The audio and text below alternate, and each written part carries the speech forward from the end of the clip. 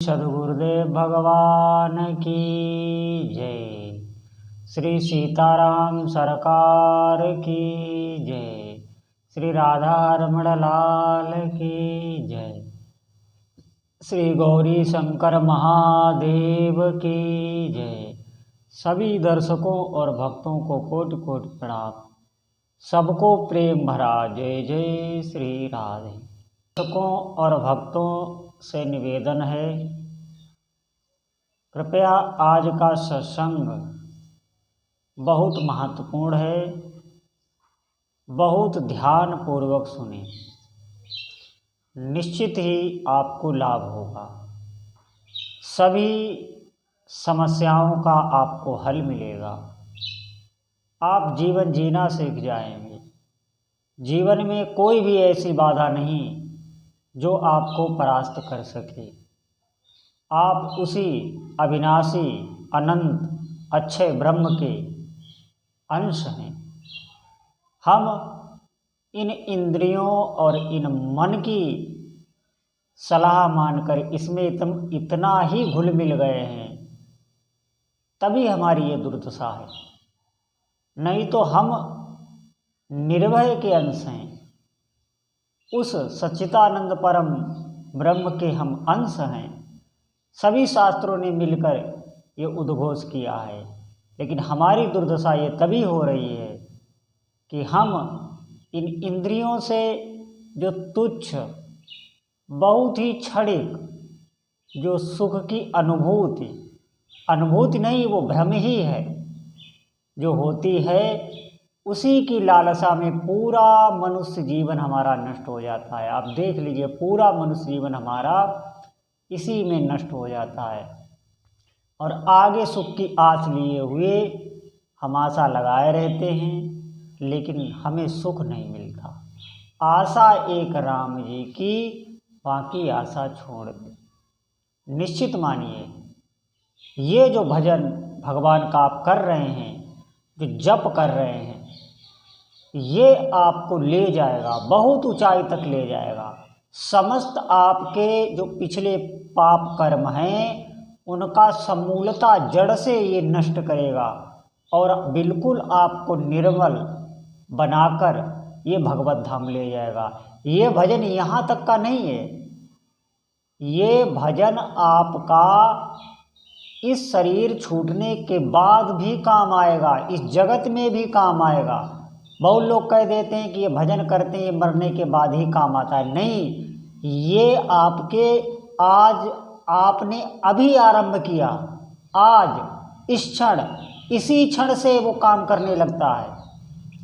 जैसे मैं कई बार आपको बता चुका हूँ, आप आपस के किन्हीं मित्रों के साथ बहुत कोई गूढ़ प्रसंग पर चर्चा कर रहे हो। एक उदाहरण मैं दे रहा हूँ, बहुत ध्यानपूर्वक सुनना। जैसे आप अपने सगे संबंधियों के साथ बहुत घुल मिलकर कोई बहुत गूढ़ प्रसंग पर चर्चा कर रहे हो और अचानक से पीछे कोई आपका नाम लेकर पुकारे, तो वहाँ चित्तवृत्ति आप तुरंत उधर देखने लगेंगे। फिर वो पुकारे, फिर उधर देखने लगेंगे। चाहे जितने भी आप तन्मय हो रहे हो चर्चा में, आप घूम घूम कर देखेंगे। ऐसे ही आप उस भगवान का, उस परम ब्रह्म का, या जिस भी शक्ति की आप उपासना कर रहे हैं, जिनका नाम आप जप रहे हैं, हर एक जप पर वो आपको घूम घूम के देखते हैं। निश्चित आप इस बात को विश्वास करके ही जप करें। ये जप ऐसा नहीं है, नाम की इतनी महिमा है, ये ऐसा नहीं है कि आपका परलोक मरने के बाद ही काम आवेगा। नहीं, ये अभी इसी जन्म में काम आएगा और मरने के बाद भी यही काम आता है और कुछ नहीं काम आएगा आपके। जब जीव की मृत्यु होती है तो मृत्यु के बाद उस कर्मों की गठरी लेकर वो सिर्फ जाता है और कुछ साथ नहीं जाता, सब यहीं का यहीं रह जाता है। हम पिछले जन्म में भी किसी घर में थे, हमारे सब रिश्तेदार थे, हमारा पूरा परिवार था, क्या हमें पता है? कुछ नहीं पता, सब विस्मरण हो गया, सब बिल्कुल धूल धूसरित हो गया। इसी प्रकार ये जन्म भी है, और मनुष्य जन्म भी बहुत क्षणिक होता है। किसकी आयु कितनी है ये कोई नहीं बता सकता। कब किस समय चला जाएगा ये भी कोई नहीं बता सकता। तो फिर क्यों हम अपने जन्म को व्यर्थ खोएं। आप चिंतन करिए, आप सब कार्य करते हुए भजन करिए। हम ये नहीं कह रहे आप सब काम छोड़ दीजिए, आप सब कार्य करिए और अंदर अंदर आप भजन भी करिए दृढ़ता पूर्वक। सूरत अपनी भजन पर रखिए, ध्येय अपना भजन पर रखिए, कार्य सब करिए। धीरे धीरे यही भजन आपका सिद्ध होने लगेगा। जो आप कार्य कर रहे हैं वही कार्य इतने अच्छे ढंग से होंगे और उनमें भगवत कृपा मिली हुई होगी कि आप आनंद मग्न हो जाएंगे। उन्हीं कार्यों को करते करते आपकी समाधि लगने लगेगी, उन कार्यों को करने में आपको मस्ती आएगी। आप विश्वास करें इस बात पर। और ये भजन, ये जप, ये कोई मामूली चीज़ नहीं। जैसे धन में हर वस्तु रहती है, जो धन होता है जिसे हम रुपया कहते हैं, धन कहते हैं, उसमें हर वस्तु होती है। उसमें गाय बैल भैंस घोड़ा गाड़ी मकान है, सोना चांदी जेवरात, खाने पीने की वस्तुएं, वस्त्र, सब कुछ धन के अंदर रहता है। क्या हमें दिखता है? आप बताओ, बिल्कुल नहीं दिखता। और आप उस धन की कीमत में कुछ भी ले लें। इसी प्रकार ये कहने का तरीका धन में ही रहता है। उस धन की कीमत से आप जो जो मैंने वस्तुएं बताई वो कोई भी खरीद सकते हैं। इसी प्रकार नाम में सब कुछ विराजमान है, सब कुछ कल्पतरु है नाम। इस लोक के समस्त भोग, परलोक के, और ये तो छोड़ो, ये तो बहुत तुच्छ चीज़ें हैं। इस नाम में भगवान की ऐश्वर्य में लीला, भगवान के गुण, भगवान का धाम, भगवान की अनंत शक्तियाँ, भगवान का रूप, सब कुछ इस नाम में छुपा है। बिल्कुल आप विश्वास करिए। जैसे धन में ये संसारिक वस्तुएं छुपी रहती हैं, ऐसे ही नाम में सब कुछ छुपा है। ये यही नहीं, आपको जन्म जन्मांतर तक ये आपके काम आएगा। अगर कोई जीव भगवान का नाम जप रहा है और उसने बहुत थोड़ा ही जपा और उसका शरीर पूर्ण हो गया, उसकी शरीर की आयु नष्ट हो गई, उसका समय आ गया, वो चला गया, वो उसका थोड़ा सा ही भजन कार्य करेगा। आप ये बात समझिए, एक नाम ही कार्य करता है।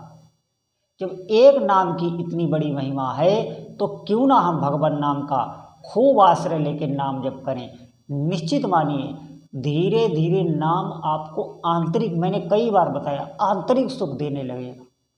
बिल्कुल आप चलते फिरते उठते बैठते बिल्कुल मस्त रहने लगेंगे।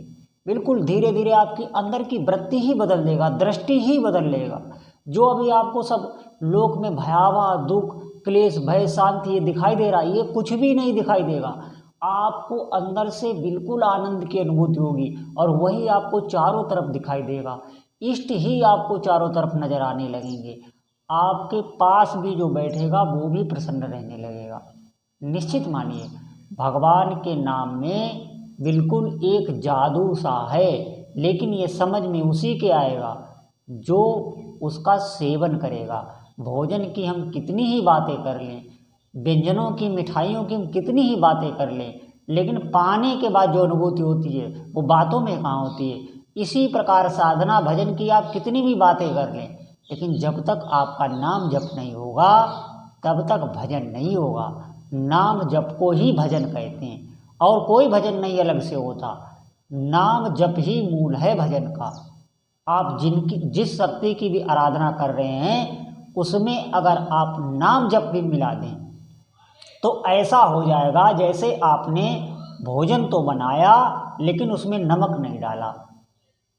ऐसे ही आप आराधना तो कर रहे हैं, किसी भी इष्ट देव की आप आराधना कर रहे हैं, सब कुछ कर रहे हैं, आप मंदिर जा रहे हैं, उनकी सेवा कर रहे हैं, मंदिर की सेवा कर रहे हैं, तीर्थाटन कर रहे हैं, गंगा स्नान कर रहे हैं, सब भक्ति कर रहे हैं, लेकिन आप नाम जप नहीं कर रहे हैं तो आप ऐसा समझ लिए कि वो साधना आपकी एक कुछ सांसारिक फल देके बस चली जाएगी। ज़्यादा से ज़्यादा परलोक में कुछ फल आपको मिल जाएगा। बस इष्ट देव की प्राप्ति, अखंड आनंद की अनुभूति, भगवत प्राप्ति, अष्ट सिद्धियाँ, ये सब आपको नहीं मिलेगा, क्योंकि नाम अंक है और ये साधन जितने भी हैं ये सब शून्य हैं। जब तक अंक नहीं है तब तक शून्य का कहाँ महत्व होता है। इसीलिए नाम जप बहुत अनिवार्य है। निश्चित मानिए, जैसे कोई भी मिठाई बनी है बहुत अच्छी खीर आपने बनाई और उसमें चीनी नहीं पड़ी, मिठास उसमें बिल्कुल नहीं है, तो कहाँ स्वाद उसमें आएगा। ऐसे ही नाम आप पकड़िए, आप अपने इष्ट की ऐसे ही आराधना कीजिए जैसे कर रहे हैं। जो भी आपकी आराधना है, जैसे भी हो, आप जहाँ भी हैं, नाम में किसी गुरु की आवश्यकता नहीं होती। आप उसको पकड़ लीजिए, निश्चित मानिए उसमें बहुत से रहस्य छुपे होते हैं। आप उसको जप के देखिए, इस जिह्वा से ही आपको जपना है, लगातार आपको बोल बोल के जपना है। प्रारंभ में आप बोल बोल के जपें, जितना हो सके आप बोल बोल के जपना।